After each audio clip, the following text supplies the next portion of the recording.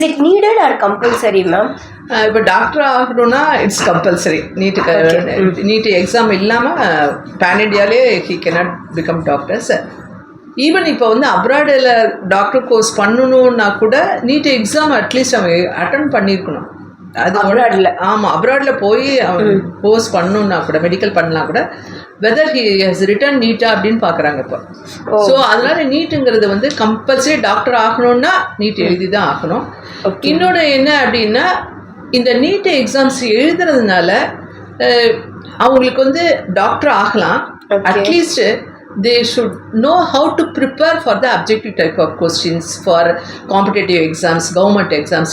இது வந்து ஒரு நல்ல opportunities. While they are studying +1 +2 itself, they are preparing for this type of exams அப்படிங்கிறத நம்ம வச்சுக்கலாம். நிறைய எக்ஸாமுக்கும் அவங்க வந்து ட்ரெயின் ஆன மாதிரி இருக்கும்.